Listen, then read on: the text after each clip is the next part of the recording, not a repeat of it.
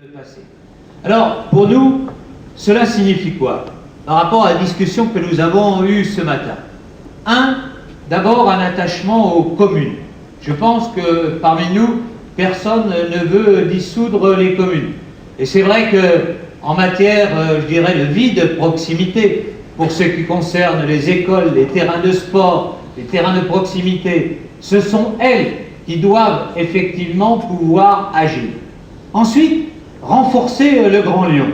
Faire en sorte, qu'on élargisse le périmètre, qu'on ait de nouvelles compétences. Le périmètre, c'est en gros la tache rouge qui se trouve au centre. Ça, c'est le périmètre du Grand Lyon tel que nous le voudrions élargir.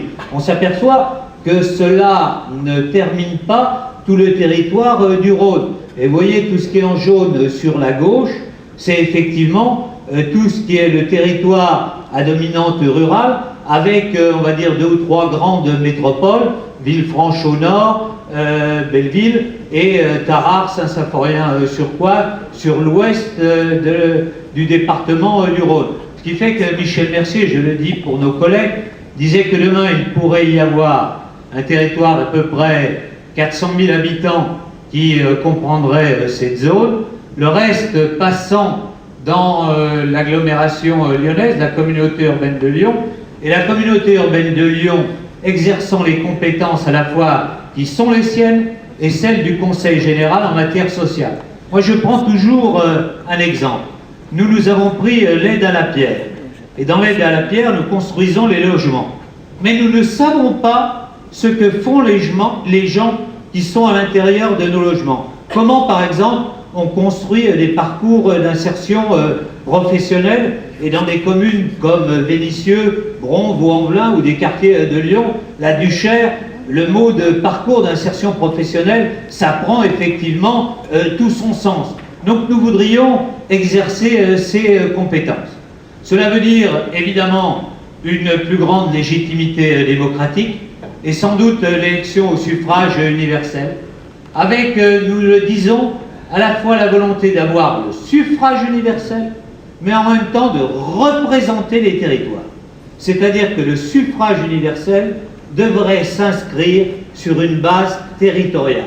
Parce que je crois qu'il est essentiel, si on veut construire une grande agglomération, surtout si demain on veut construire une grande métropole, de prendre en compte les cultures, l'histoire, la géographie qui sont celles des territoires.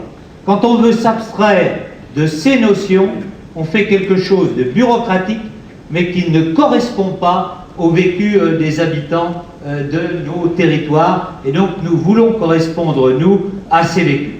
Voilà donc pour ce qui concerne les propositions que nous faisons. Ensuite, nous aurions un deuxième niveau, comme je l'ai expliqué ce matin, qui serait le territoire métropolitain, avec, je crois, 4 grandes compétences. L'économie.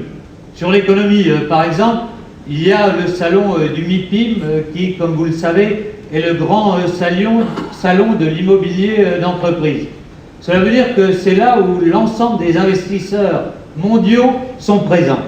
Il est bien que nous allions sur ce salon, Grand Lyon, Saint-Étienne Métropole, Capi, et que nous soyons présents ensemble, que nous atterrions sur notre territoire les grands investisseurs.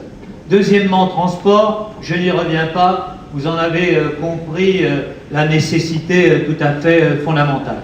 Troisièmement, aménagement et planification du territoire à la grande échelle, c'est-à-dire finalement équilibre entre les territoires bâtis et les territoires que nous voulons garder comme territoire agricole ou comme territoire naturel.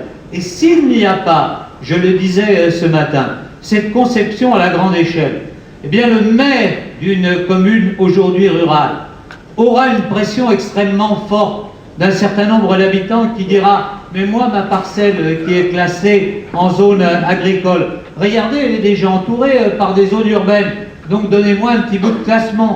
Et de proche en proche, comme ça, c'est la ville qui s'étend et qui mite totalement le territoire. Or, le territoire, c'est aujourd'hui notre ressource, je crois, la plus précieuse. Et enfin, quatrièmement, grands événements culturels. Aujourd'hui, par exemple, Saint-Étienne a une grande biennale du design. C'est pas la peine que nous essayions d'en faire une à Lyon. Lyon, par contre, a une grande biennale d'art contemporain. Mais il y a des collections intéressantes à Saint-Étienne. Nous pouvons faire des choses avec la communauté d'agglomération des pays isérois. Et donc, c'est cette mise en scène du territoire au niveau européen que nous souhaitons faire. Donc, je le rappelle, 3 échelons: commune, communauté urbaine qui prendra les compétences du département, élu au suffrage universel, et ensuite, troisièmement, métropole, par un conseil qui serait composé des représentants de la CAPI, du Grand Lyon et de Saint-Étienne Métropole.